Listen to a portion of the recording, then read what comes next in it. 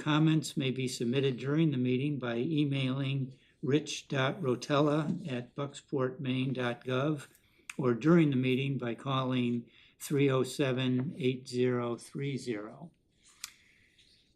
Welcome, everyone. We'll refine our communications relative to policies for bad weather for the future, but I appreciate everyone who's able to make it either in person or by Google Meet.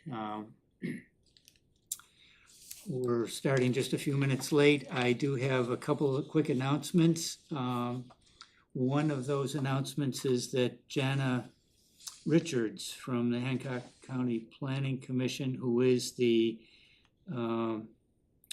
Regional Resilience Coordinator, is not able to be with us either in person or by a Google Meet this evening. She did send to me some information which I printed out for the purpose of making sure that each of you has a copy of it, because she says that was not able to make it to the meeting. There are 2 pages. There's a first and second page, and we can summarize that for those of you who are coming in over the internet when we get to that part of the agenda.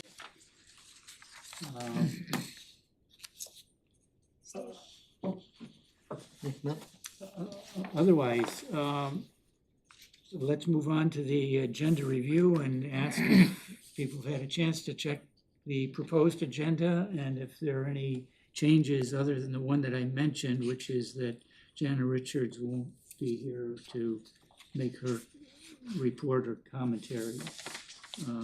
But we'll discuss the paperwork that she's just sent to us instead. Any other changes or ideas for the agenda?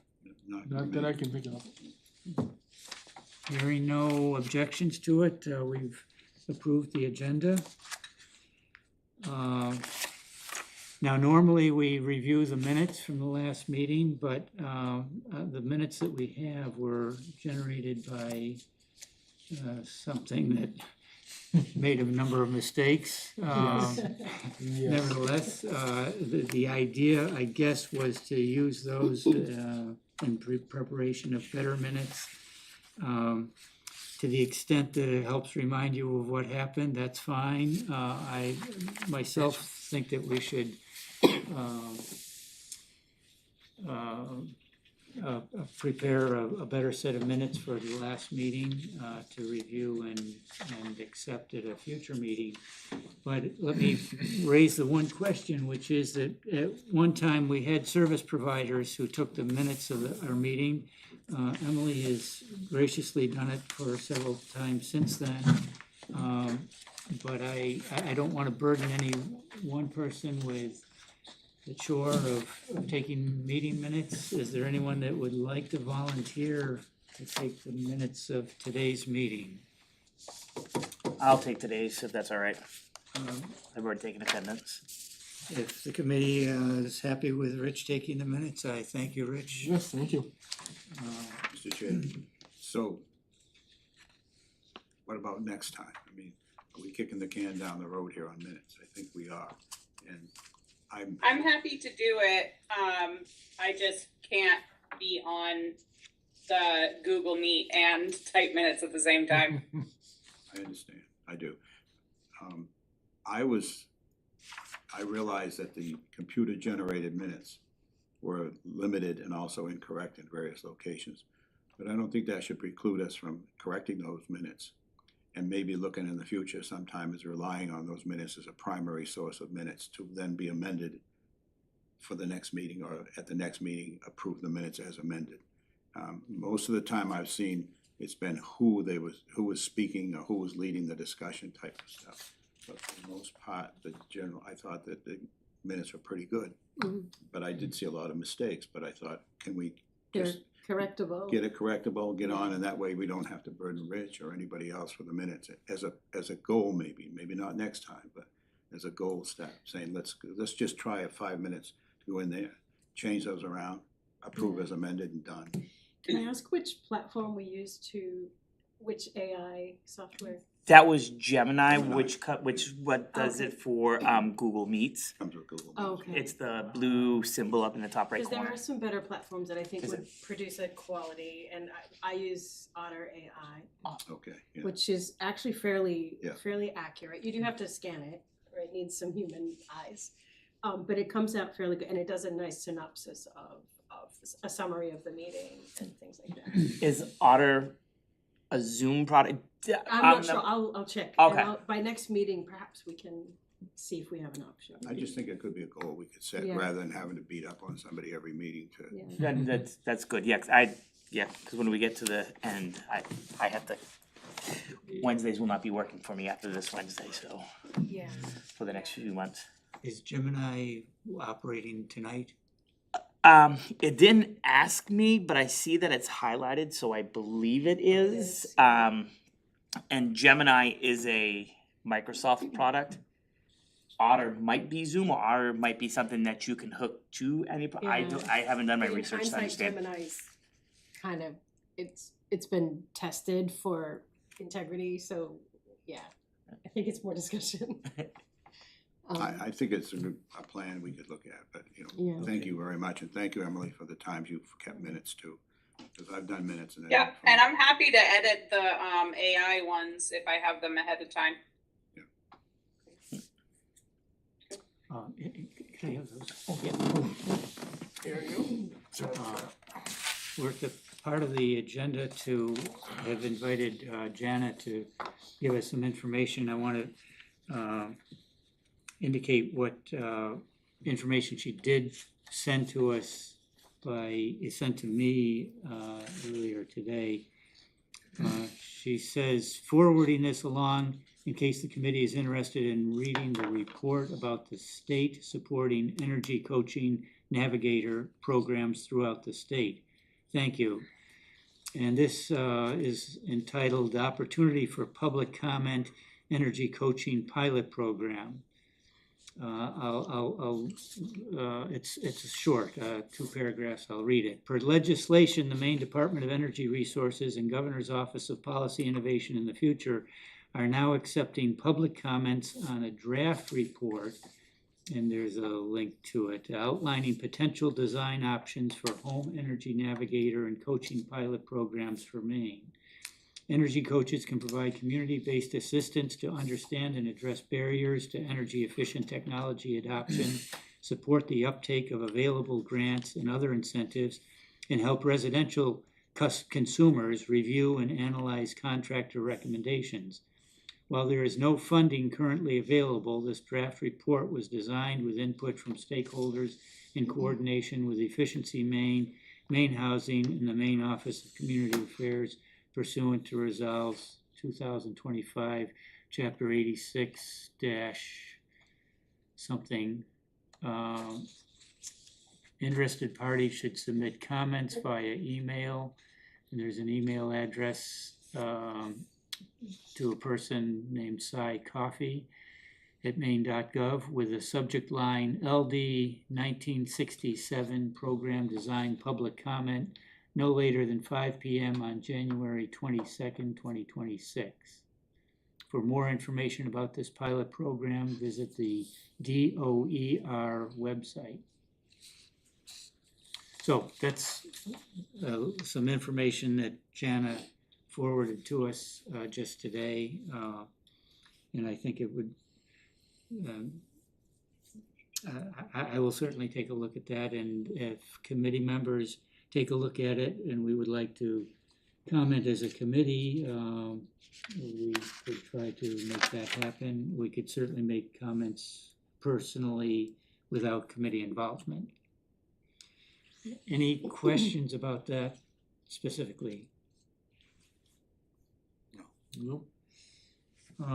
In which case, I'd like to introduce Skye Butterson Dunn from the Island Institute. She's a community development officer, and she requested 5 minutes to introduce what program she's interested in. She would like to maybe come to our next meeting if we schedule that at a time when she can do so, to give us a presentation on I guess an Energy Navigator program. But let me turn it over to Sky and introduce yourself, do a better job than I did, and carry on. You're doing just fine. Yes, you are doing just fine. Thank you, Ralph.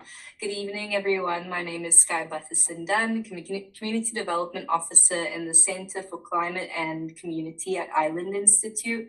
I am a part of the Resilient Energy team, and we have two programs that we offer coastal and island communities in Maine. One is called ETIP, which stands for the Energy Technology Innovation Partnership Project, because nonprofits, of course, love really long acronyms.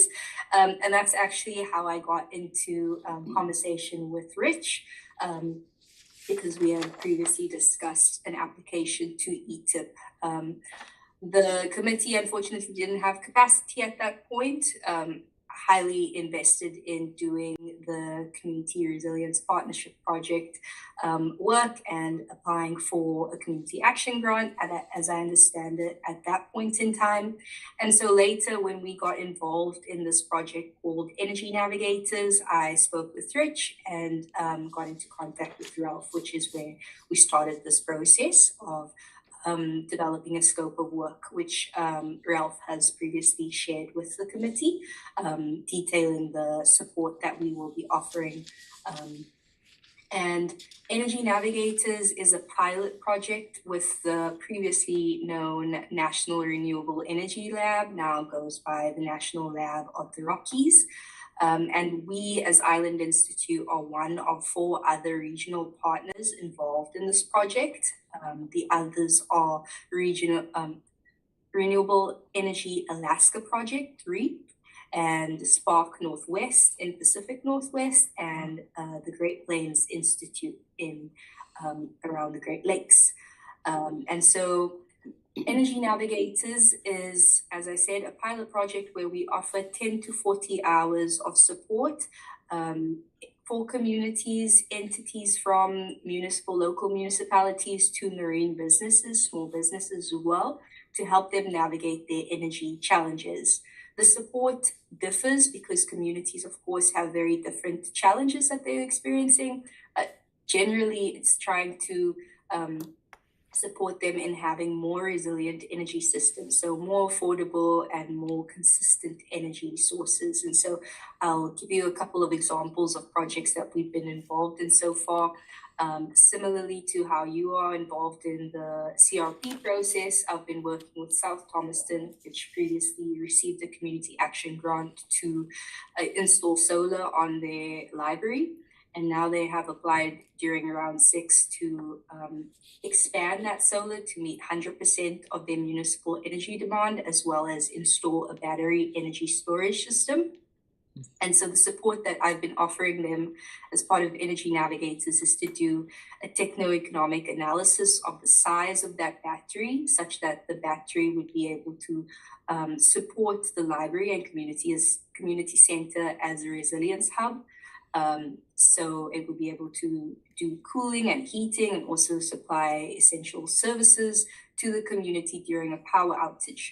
And so that was a bit of the work that I offered. I'm also doing a workshop with the Community Resilience Committee at South Thomaston, who's involved right now doing a social vulnerability assessment similar to how you've included in your community action grant with St. George. And we are going to be working on how to get more vulnerable community members in the community to actually provide more feedback on a tool library that they'll be using or developing using the credits from the solar through net energy billing. So they'll be able to gather some money as a town, and they want to use that money to buy small solar systems for like battery packs and all that, but they want to get feedback from the community on how to do that, which sorts of things they want to include in their tool library, and that's the support that I'm offering. My colleague Brenda, for example, is working with Swans Island, where they would like to install heat pumps in their library, and she's collecting information on contractors and how much it might cost to actually do that work. So that's sort of some of the examples of work that we are doing through Energy Navigators. It differs depending on the community. And so I have scoped the project based off my conversations with Ralph and what I've understood the committee is interested in doing as part of the Community Action Grant application. And so one is to do a visioning workshop for your energy coaching initiative, and then to also support with that application for an Island Institute fellow to do that, actually roll out the energy coaching initiative. And so that is just at a high level the work that I have scoped for the committee. And I'd be happy to answer any questions or any clarifying questions that people might have on that work. Thank you, Sky. Do you want to say a word or two about what you would hope to do at our next meeting? Yes, so previously, as I mentioned, we discussed that we would be doing this visioning workshop on what exactly this energy coaching initiative might look like in Bucksport. So getting the committee together. And in our last conversation between Ralph and I, my understanding is that your service provider for the Community Action Grant is not working with you anymore. And so maybe some support on actually identifying high priority projects for the Community Action Grant application for round 7. And so I've reviewed your draft application, and I think just in terms of the work that we've already done supporting communities applying for this grant, I think that there might be some work that still needs to go into sort of figuring out strengthening the application really. And so that support, my intention of coming to join your next committee in person is either to offer that energy coaching workshop, if that's what folks feel like the biggest support would provide, or alternatively is to kind of winnow down the projects identified in the draft Community Action Grant, and try and get behind the why, because I think that's a bit of spots that are missing a little bit in the draft application as of now. I appreciate that you bring that up, Sky, because I was going to ask what you saw as sort of the weaknesses in the current application as it sits, and if you had a recommendation there. So that's answered my question. Thank you. Of course, Tracy. I will also add on the Island Institute fellow.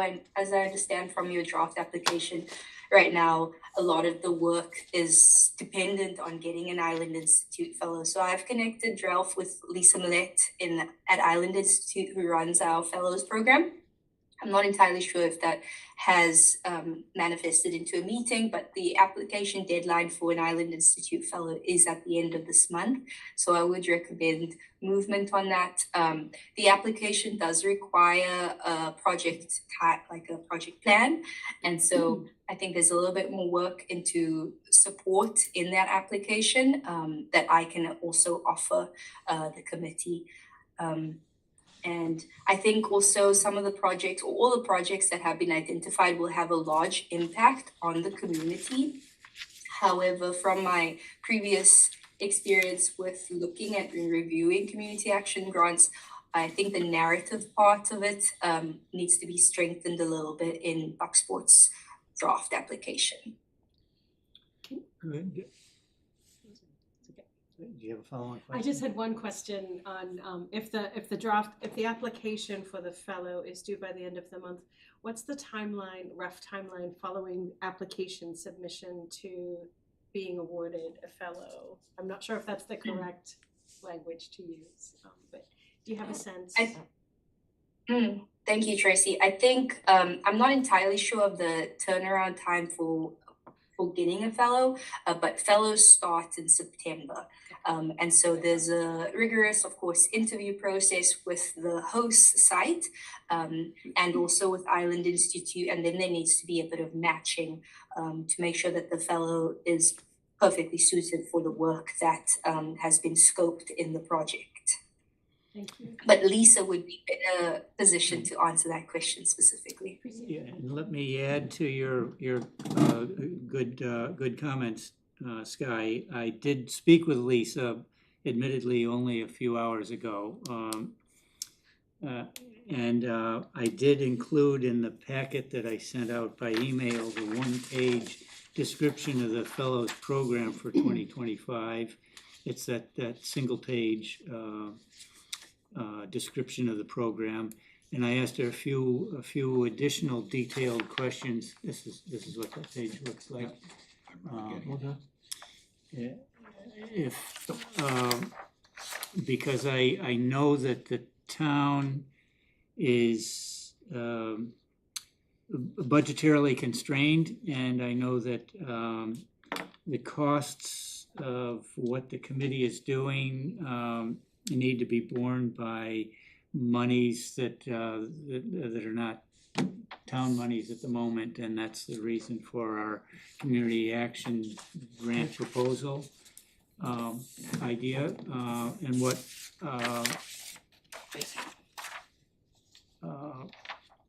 and I should mention that the work that Sky indicated, including her scope of work,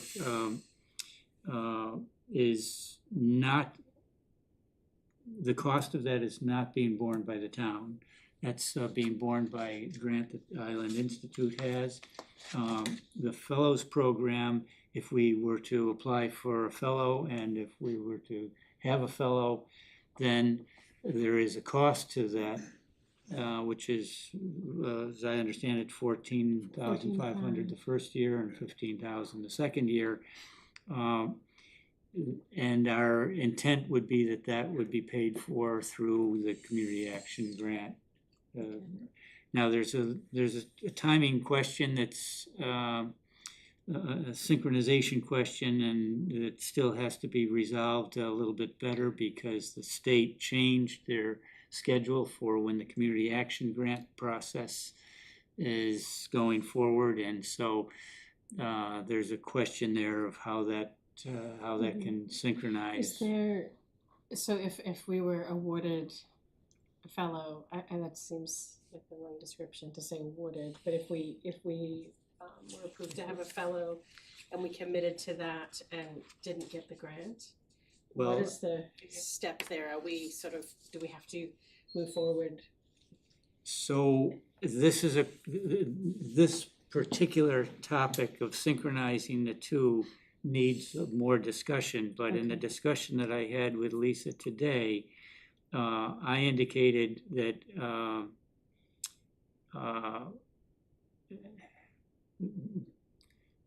I always try to keep a fallback position kind of in my back pocket, which would be to look for other funding sources. One might have, the application for the fellow might be contingent upon the funding, external funding, so that the town is not obligating itself to funds that it has not appropriated. I think that's going to be important this year for which sure. I think Well, is any what year, you but wanted to very hear. much so. Yes, thank you. But the detail of how we can manage to synchronize the two efforts needs further discussion. And Lisa did say that she would be bringing that question up to the people that she has meetings with in the near future. There is, however, a constraint of the end of the last day of the month is the deadline for our application for the Island Institute Fellow, which puts a deadline in front of us. Some of us work better under deadlines.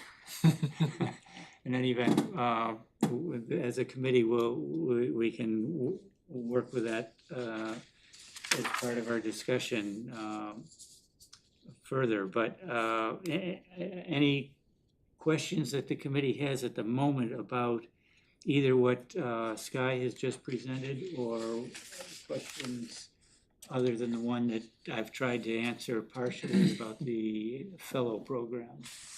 No, fine. At least we're all on the same page, even if the writing isn't totally clear yet. Right. Yeah. Okay, thank you.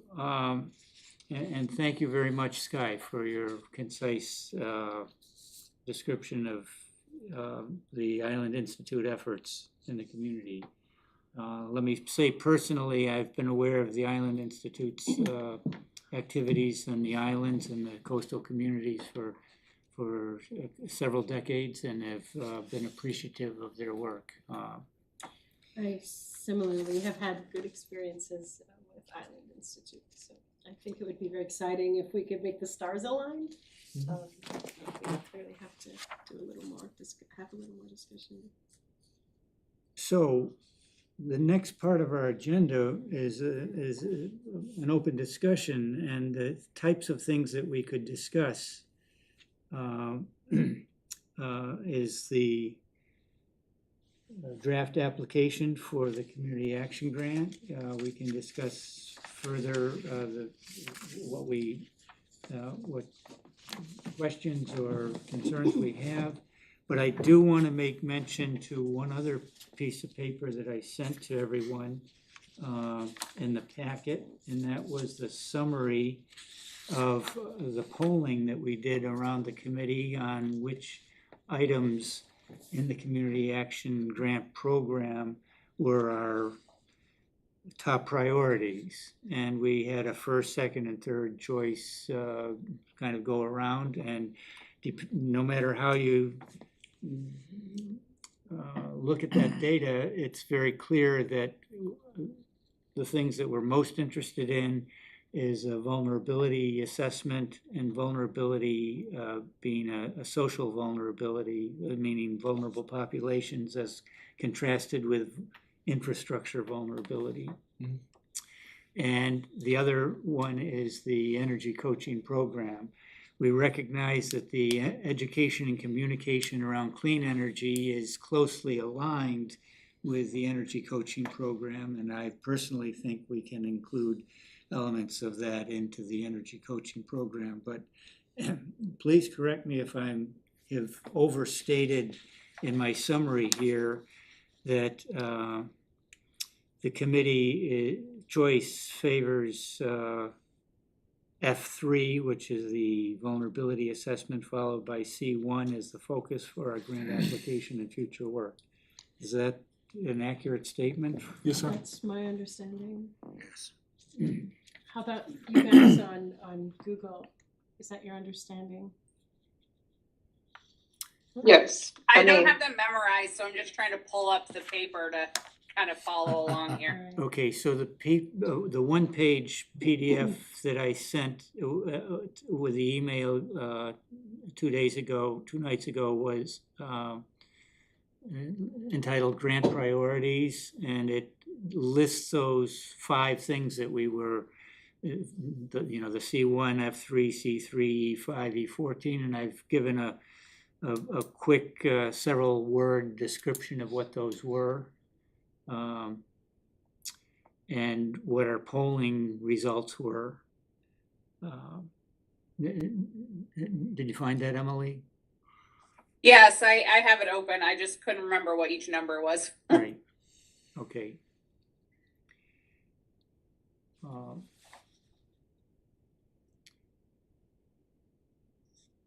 I Yeah, I would, agree that F3 and C1 are what we've agreed on as being the most important to us. good. Thank you, Peter.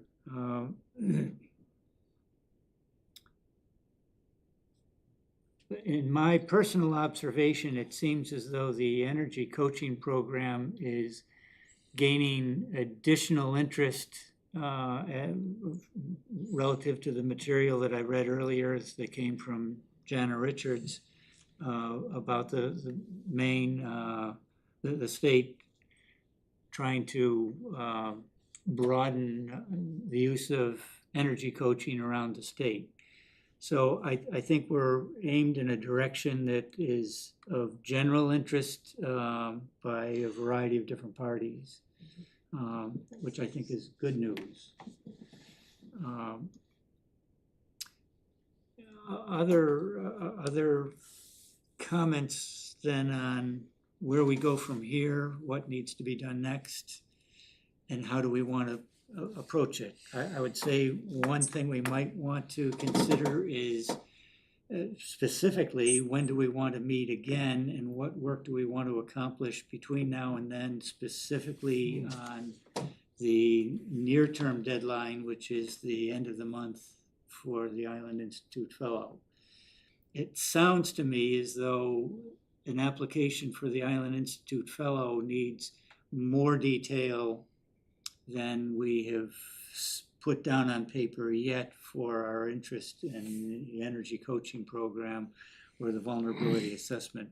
It sounds to me as though the vulnerability assessment would be handled primarily through a contracted outside entity, and that was additional information that was sent to it that I think, didn't Janice send that to us? Yeah, and I was just looking to She see if sent she it to sent it. everyone, so I She didn't- did send it, Yeah. okay, yep. I didn't repeat it. That was the Beach Hill research and the Yeah. other, yeah, Yeah, there were a couple options that didn't cover our area. correct. That she landed on. I The think- Beach Hill, Yeah, Beach Hill. yeah, cause one did just Western Maine. Yeah, yeah. And there were some great examples. I haven't had a chance to click on the Rockland one yet. Yeah. Rockport, yeah. Rockport. Yeah. Rockport, yeah. Did I say- Yeah, yeah, Rockport, yeah. Camden Yeah. and Rockport.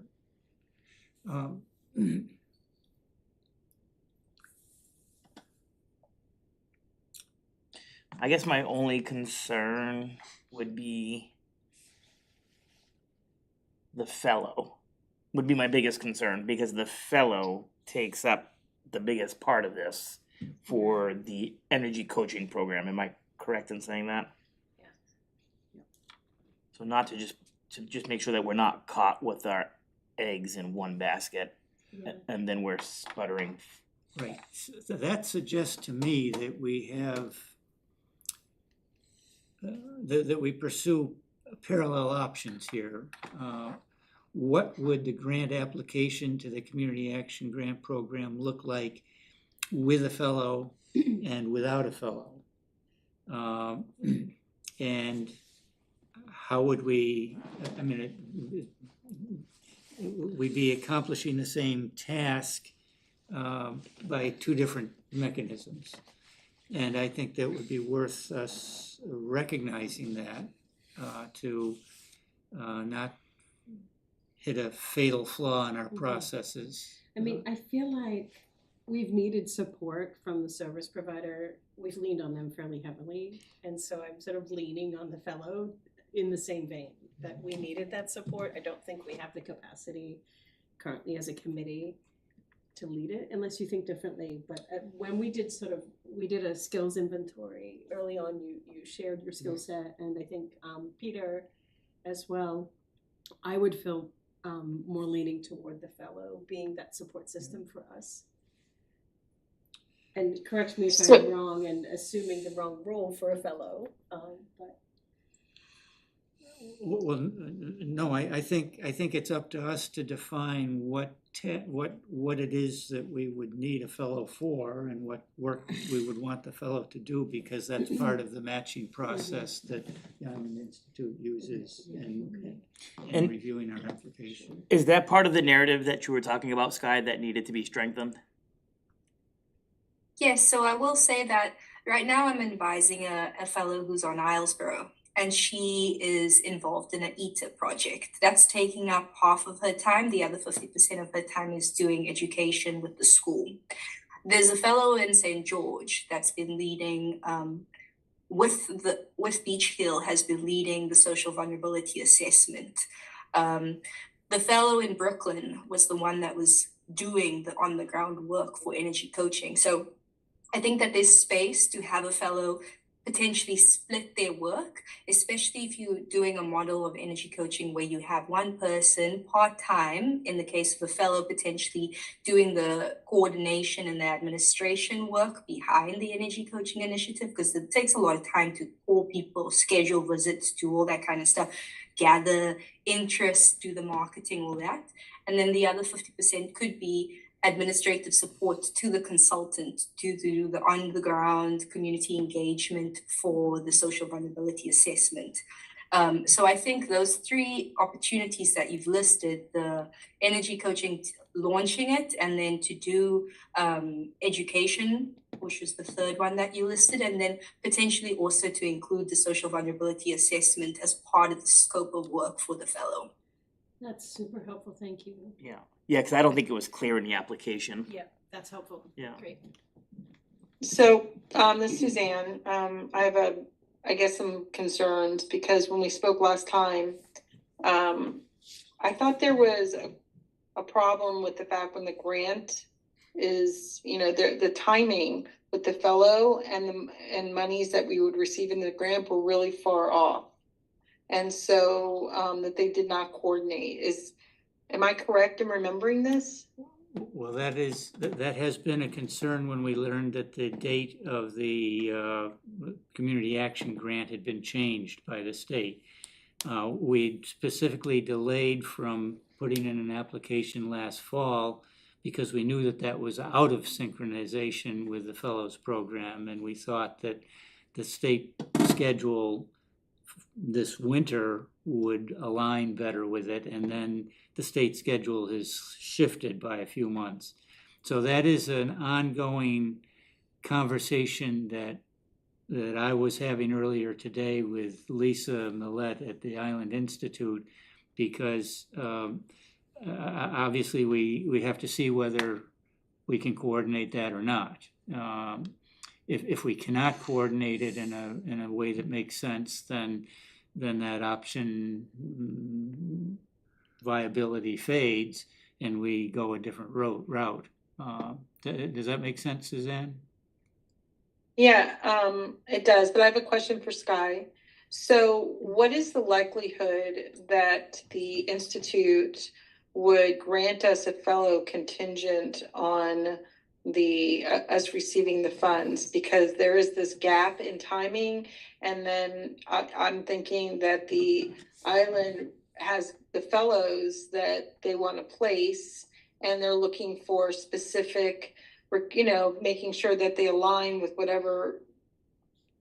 how they're allocating them. So what's the likelihood? Because these are a lot of unknowns, and would they do this? Would they say, is this common? That's a good question, Suzanne. I think there is a requirement to have that match when you have the application. Other communities have applied for fellows with community action grants, so it has been done. I can't totally answer your question about the likelihood. I think Lisa is better positioned to answer that, because I would suggest when defining human capacity, and this is what I've told Ralph as well, I think it's good to include the fellow as your first priority, but you need to have a backup for alternative places that you could, whether it's again using that pool of money to employ a part-time person to be able to do that, and you'll do the recruitment for that and all that, but at least to define it as you need to pay someone in that role to do the work. But again, I think Lisa would be better positioned to answer the likelihood question. Thank you.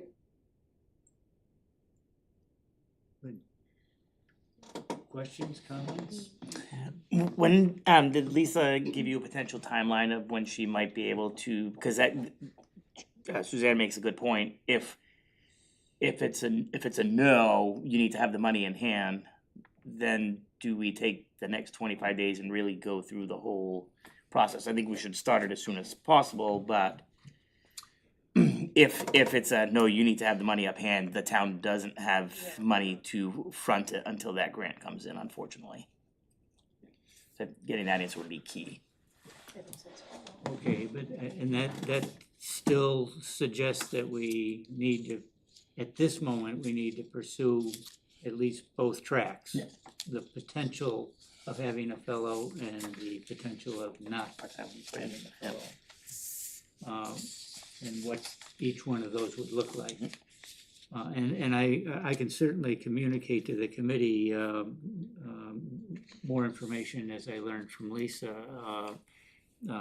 As I say, she was going to try to gather some more information about that very shortly, whether it's the next few days or the next week, I'm not sure, but it was. So for clarity, for process, so by the end of the month, we would be applying for a fellow, but Sky's indicating you have to have that money for application time. We wouldn't even have the application to the grant submitted by application time for the fellow, so is that a moot point? That's up to Rhetorical question, I that's up to guess, the yeah. Island Institute. I see, We can gather a little bit more information. Okay, yeah. I would say, from the information we have at the moment, it's looking like the fellow is less likely. Yeah. But that doesn't derail us from recognizing that whatever we were going to have the fellow do for the 14,500 1 year. Right, yeah, 50,000 no, I was next year. compartmentalizing the two processes, the grant application versus the thing, the application that's due at the end of the month would be the piece of work that we may not, it may be not worth putting the energy into if Lisa Right. indicates, that's all I'm saying, that one particular piece of that may not be useful. Okay, I feel as though we have a decent understanding of where we're sitting at the moment. I think Now, so. so let me direct the committee's attention to the next question, which is, we know where we sit right now. We have a general sense of where we're trying to go. Yeah. What's the next step that we want to take as a committee? When do we want to meet next? What do we want to accomplish before then or at that meeting? I would propose, if it's possible, to have further conversation with Lisa to sort of get the application for the end of the month off the table. Because that answer will determine the pace of the next meeting, I think. Because if our next meeting is focused on grant application, there's a little bit less urgency than fellow application by the end of the month to meet again within the next 2 weeks. So I'm wondering if there's a possibility to have that information circulated by email or assessment circulated by email within the next week. And then as a committee, we could determine the next, because I don't know, do you have, what do you? No, I agree with you. Yeah. We need to get that Lisa situation straightened Yeah, out. and if we could put a timeline on that, that would be helpful. Yeah.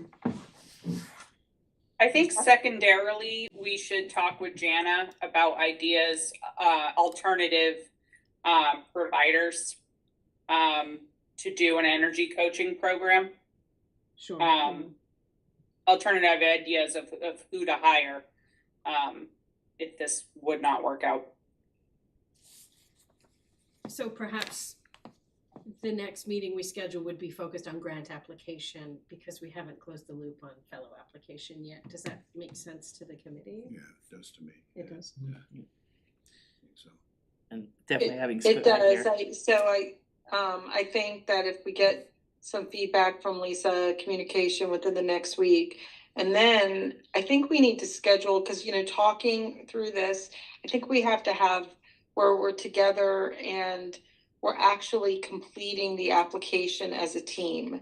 So going through whichever direction we're going, whether we're completing the application for the fellow, let's say she says she agrees, and we move forward with that we actually have a working session where we're just focused on that. We're not going through an agenda of what ifs and things like that it's an actual working, because regardless, we have to complete the grant and it's us who's doing it. We don't have anybody else doing it for us. So for the most part, but that's what I believe. So however we move forward, I think that we have to know where we stand with the fellow and then move forward with either one or two applications. Or one application with two trajectories, I think is, right? Well, yes, but I mean, if we have to complete an application for the grant, for the fellow, we I have see. to do that Okay, yes, ASAP. yeah. And then we also have to start working on the grant application, which I'm not even sure right now, when is that due? I can't remember. I'm drawing a blank. Yeah, It's I in, don't think that date has been released just yet. Okay. They changed it. Yeah, I think And so. that's a spot, if I may, that is a spot that I can also support with, is helping in that grant workshopping. I'm happy to facilitate that with you all if that would be helpful. It would be Yeah, great. I vote yes. Thank you. Yes, I'll triple the motion. Motion.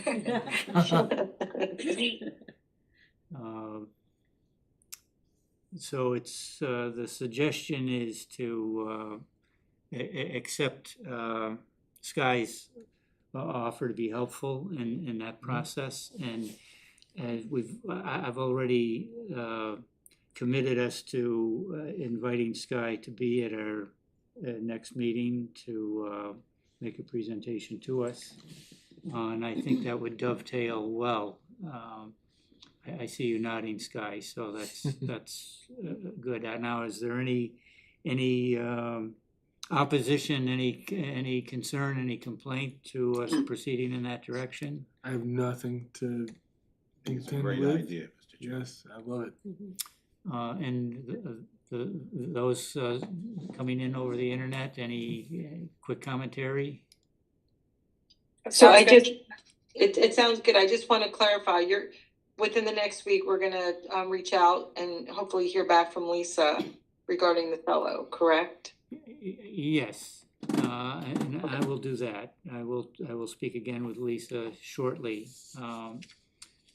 But I guess the question is, when would we like to try to schedule a meeting that we would then concentrate on two topics, as I see it. One would be what Sky brings to us, and the other is further refining our narrative relative to a grant application for the Community Action Grant. And if we learn information about added flexibility to the Fellows Program, we could bring that in as well. You're not gonna be around, right? Wednesdays are gonna be. I think that, for me. yeah, I personally think that we need to hear from Lisa, because that's gonna kind of drive how we're going to, like, it might be sooner than later, right? To meet up if we have less than, we have like 23 days, 23, 24 days to complete this application. I'm Or- not sure, Suzanne, if the committee needs to meet for that piece of the application, though. Do you think, is that your sense that we would need to meet as a committee for that? Or could we decide today that if it was feasible, that we would move forward with that application? Or what is yours? Well, But who's whether completing we, it? whether we apply for a fellow or we do not apply for a fellow, we need more flesh on the bone relative to what the tasks are that need to be accomplished. I mean, I wonder if we should just take the fellow off the table. Is it practical for us to? Well, well, let me suggest that if we were to meet in any time in the next, say, 2 weeks, it would not be necessary for us to take the fellow off the table Okay. at the present Okay. time. If we were not gonna meet until the beginning of next month, then that would be a de facto taking it off the Okay. table. Is the committee willing to meet in a period of time in the next week or two? I don't mind at all. Sure. Yeah. It'll be challenging for me, but I'll try. It's gonna be challenging for me It's too. gonna be very hard. Yeah, It's the next the 2 new weeks. council year. Plus, your Wednesdays are gonna be difficult, right? My Mondays and Wednesdays are gonna be difficult. Thursdays free up for me, except then that becomes council night. I mean, I've got next Thursday, the 15th off, and that's the last night I have off until February 3rd, and that's a planning board night. There's no council I meeting think on the 15th. Tracy had a good point that we don't necessarily have to meet as a whole council if we are able to do the fellow application and Sky is going to work with us, then we should be able to do that corresponding via email. and then phone calls as needed.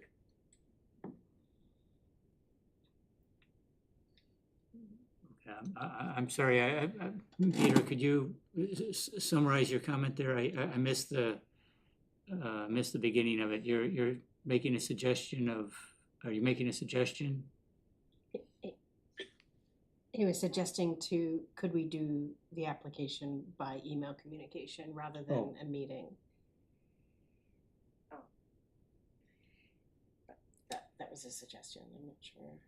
Well, for a presentation by Sky for our benefit, I think needs a meeting. Yeah. I mean, as long as we have a quorum, there isn't a night open for me in the next 2 weeks, unfortunately, in January. There's one, but there's one. Well, You don't want to give that up, Tracy? But I can certainly zoom in or something in between something. It's a work related. January's very busy at work, so. well, let's see, Rich mentioned his only day is the 15th of January. And a correction, the 27th of January, which would still give us That's time. Yeah, that last 4 week. days before, yeah. Oh, so you're not available the 15th? No, the 15th and 27th. Yeah. Because I'm also basing my availability off of council, planning board, and all committees that use this And room those at won't night. be set until the 22nd, is that correct? The committee meeting? Oh, no. I think they're doing it at the 8th. I think the email My was sent head out already. hurts. Yeah. Just pick a day and I'll try my best to show up. How's that? The 15th. Does the 15th of January work for Both anyone work for else? me, both work for me. Yes, it's awesome, actually. Does the 15th work for you, Sky? What time would that be? Same time, 6 Same o'clock. time. I can make that work. Oh, I guess we're. I think I will say, in terms of priorities, I do think, so the fellow application is very much gonna take information from the community action grant. It's very similar information that will be included in the fellow application. So we could, and technically, hit two birds with one stone. And I think that will be the priority of that meeting, is to workshop that application, really I the think community so. action grant, and then use that to then do the fellow application. And that's something that I can also support with, and that can be completely offline. And if I can't attend, I'm happy to defer to the group. We've gone this far, we've landed on our priorities. It's really just logistics and technical language at this point. So if I can't make it, I support the group's decisions moving forward with the content of the application. As long as we don't change our priority numbers and we're We're definitely not doing that. No, I think we're good. I think we made a decision and we need to move forward. perfect. And I think the workshop is the idea, because we have to complete it. So I'm okay with the 15th. I don't know if I'm still gonna be in Florida or not, but I can attend via Skype or whatever we're on right now. Yeah, and I'll be in Portland. I'll try to jump in, but I can't guarantee it. And we'll just need the agenda 2 days in advance, and then if we can just add that little blurb that we're on channel blah blah blah, and I will have a Zoom link for you, so that way the public can join the Zoom link. Technically, if we're gonna do Zoom, we have to have a Zoom link for the public to participate. That relieves the burden of us finding 5 of us in person. Yeah. We could use that as that option as well, correct? Okay. Just as long as the public has the exact same access to that link. That's good. I apologize, I can't be there. But onward, we can do this. Does the link to this change? It's not the same link every time? Correct, it changes each, so once I leave here, once this meeting ends, I will go get it and send it out ASAP. So is the fifth, I haven't heard any objections to meeting on the 15th. I think we, we're all agreed on the 15th. So the question is the time, is 6 p.m. to 7 p.m. has been our usual meeting time in spite of the fact that some of us eat at that time. And I apologize in advance, Sky, if we hold the meeting at that time, if that's inconvenient, but do you think you could be available then? From 6 to 7? Yes. So I'll probably stay overnight in Bucksport. Oh, wow. Well, Who's gonna put her up? That's what we need. If I had the room, if I had the room. No, I'm not asking for it. I understand, but Just bring your attention to that. right, yes. Anything further that anyone needs to say before we wrap up the meeting? I'd like to spend at least 1 minute on the meeting evaluation. What has gone well with this meeting and what could we have done better? I did the meeting evaluations because over time, it actually helps us improve our meeting processes. Any commentary on what worked well and what could have been better? I always have commentary on how prepared you are with information. I know, right? particularly appreciated having the legend of what we landed on as priorities. So just thank you for the preparation ahead of time. That's helpful. I think the only thing is, for all of us, is the weather. Let's look at it, just trying to cancel a meeting a half an hour before a meeting's supposed to schedule. Yeah, I know, We might right? as well not have a quorum because it doesn't, yeah. So earlier in the day, if it's looking like it's gonna be messy, and this building's been open all day, Yeah. but things change at nighttime, so, and I realize that, Mm. Yeah, it's good to know. yeah. Any other meeting evaluative comments? Not that I can think of. I'm fine, thank you. Hearing none, I will adjourn the meeting.